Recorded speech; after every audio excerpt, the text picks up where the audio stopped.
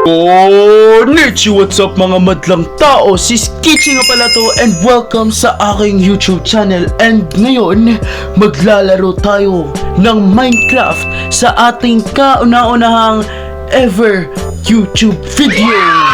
So huwag natin patagalin to o pabaan tong intro na ko to kasi I know all of you na gustong manood ng video na walang mahabang intro. So ako din, napapagod na akong katadaldal dito.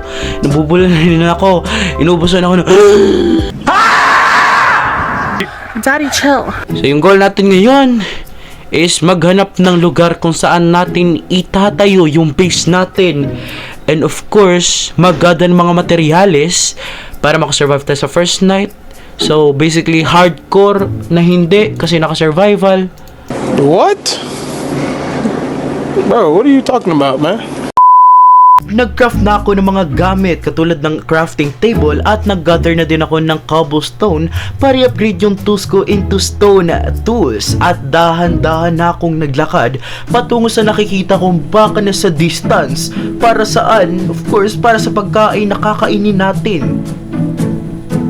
By the way, I am recording this sa January tuloy, December 29. So, happy holidays sa mga nanonood at may ship dito. So, Merry Christmas nga. Merry ngayong Christmas kasi may wool na tayo para makacraft ng bed. So, di na tayo mamamatay sa ating first night. At nag-continue ako mag-adventure out sa world na to. Inumpisan ko sa pag-gather ulit ng mga materyales at may sumalubong sa aking skeleton.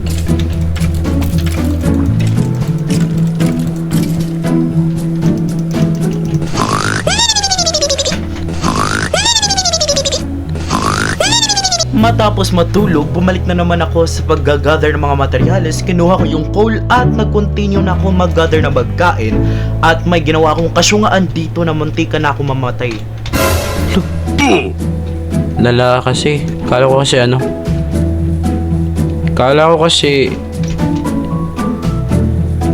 eto may iron. Thank you. Kala ko kasi controls dito yung crouch. Matapos ng kasyungaan na ginawa ko, naglapag na ako ng mga furnace dito, nag-smelt ng iron at of course nag-craft na ako ng mga iron tools tulad ng shield, ng sword at ng pickaxe at nagluto na ako ng pagkain para kainin sa pag-i-explore natin dito sa cave na to. At of course, in-explore ka na din ng cave na to.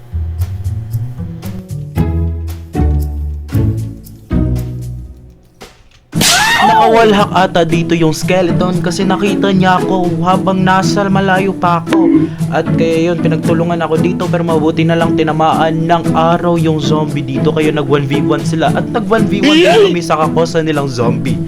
Pero naswap ko yung shield tsaka sword ko dito. Di ko alam anong gagawin kaya dali-dali akong nag-E dito. Bedrock moments, muntikan pa ako namatay doon. Okay, I think enough na to ata. Enough na to para... Okay, alright! Naka full set iron na tayo, gar! So, we are ready na. Handa na tayong makipagpuksaan mga mobs na andyan. Eka, baka may diamond... Uy, ba't ka tumatakbo? Uy! Nag-U-turn si kuya. At dahil may full iron armor na tayo at saka may shield at may iron sword, medyo may confidence na ako para mag-explore sa deeper parts of the cave. And of course, nakakuha tayo ng 3 first diamond natin. At may nakita din akong medyo malawak-lawak na cave dito at may mineshaft. Kaya in-explore ko na din at nakakuha ng mga marami-rami ding diamonds. At medyo napasabak din ako dito sa mga mobs na nagsuspawn dito. Pero okay lang kasi may iron armor na tayo.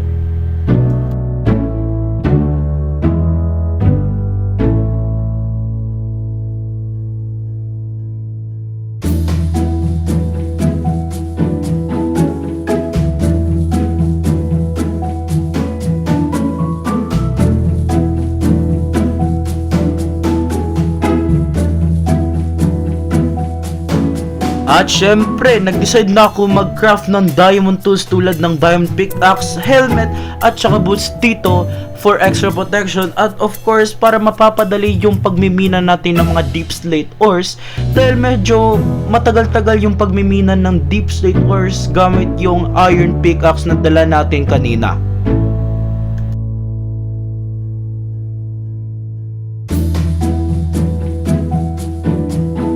Yes, enough na. So, wait, tapon ba natin? O, tapon na natin to.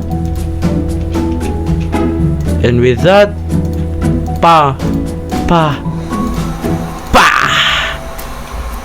full diamond armor na tayo, Gar. Sa episode 1 pa lang, may iron tuloy. Oh, iron tayo, may iron tayo nakuha. At saka, full diamond na din. Diba? Bro. Okay. Di masyadong hype pero sige, go. Okay, so guys, nakabalik na tayo sa surface and nakakuha tayo ng 6 diamonds as you can see. At nag-continue na ako sa paglalakbay sa ating mundong pinanggalingan matapos ng successful na mining trip na ating ginawa kanina.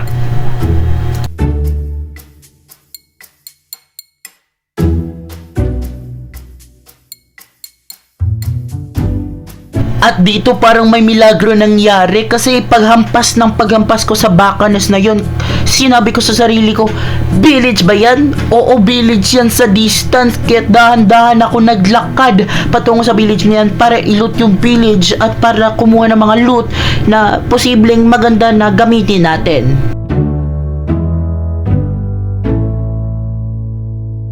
At pagkadating ko sa village, linak ko na yung mga bahay-bahay nila para di sila makatakas. So pansamantala dito muna natin ilalapag yung kagamitan natin. At yun nga yung ginawa ko dito, naglapag na ako ng mga torches para i-spawn proof yung cave natin. Hinukay ko na yung mga cobblestones dito at naglapag na ako ng crafting table at saka mga chest. Nagkamali pa ako dito, sinira ko ulit at linapag ko ulit. At of course, naglapag na ako ng mga furnaces dito at sa kasyungaan ko, nagkamali na naman ako. Pero okay lang, sinira ko. At of course, naghukay ako ng small part sa cave na to para gawing bedroom tong area na to.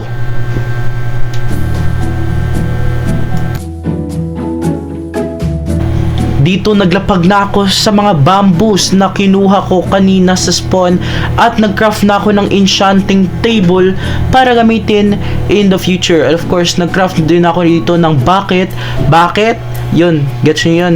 Of course, gumawa ako ng infinite water source para saan? Para sa farm natin na ating gagawin at yun ang sugarcane farm para gawing mga libro in the future. Para saan? Para din dun sa enchanted table.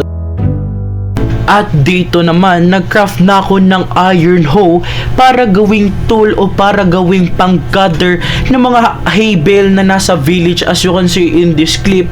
Para gawin silang mga wheat para ipakain sa mga bakanes na ating gagawing source para sa leather. At of course, para na din sa ating pagkain kasi parang tingnan nyo, diba, kulang yung pagkain ko dito.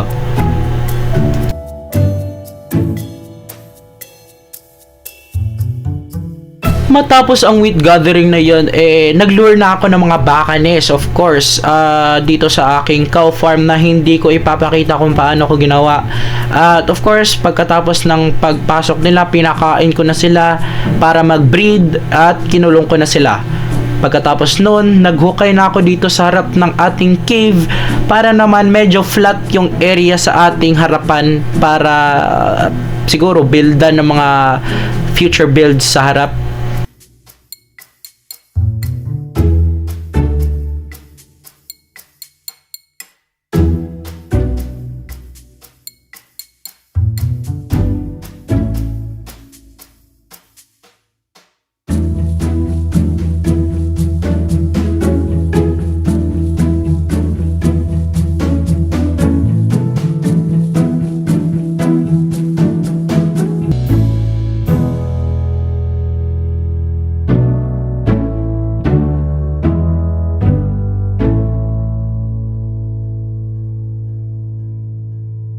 Tapos nasira yung iron shovel natin guys, inumpisahan ko na pagbibreed ng mga bakanes natin dito para sa leather at saka yung pagkain na binibigay nila. At alam ko marami yung mga bakanes na maliliit na dito kasi kinat ko lang. At dito inumpisahan ko ng katayin sila kahit maliliit pa yung iba o maliit pa yung population nila, pero okay na kasi medyo crowded na yung pen nila.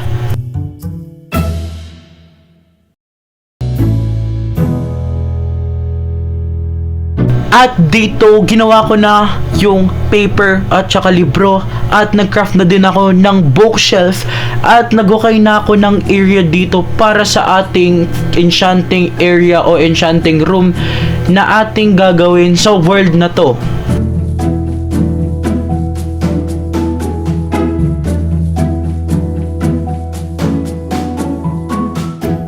Siyempre, nilapag ko na yung enchanting table at saka yung bookshelves. I'm back. Na-stop yung recording kasi napuno yung yung disk ng PC ko. I forgot. Maliit lang pala yung storage ng PC ko. Yan yung problema. Na-max ko na yung enchantment table natin. So na-max ko na. As you can see, yung goal natin is magpa level 30 and then mag-enchant o enchant tong diamond pickaxe. Aray ko, tinamaan ako dun. Ikaw yung first victim ko. Aray. Wala kang damage sa akin. Oh! Hello, par. Par.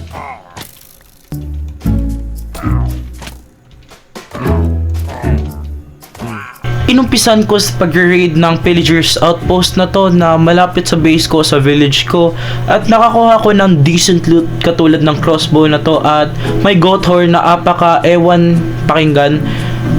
Dito naman pinatay ko na yung squid dito kasi ganyan na ako talaga ka at magka-XP, pati squid di na nakalampas. LOL! LOL! LOL! LOL! Matapos nung bedrock nakakahiya moments na yun, kinontinue ko ng pagkakatay ng mga mobs na malapit sa premises ko. Premises! Dito pinagsusundot-sundot ko yung mga creepers dito kasi wala, for fun, wala akong magawa Enchantment type na, okay. Ano to? 30 naman ako Ano to? Bakit? Hala! Putya na pindot.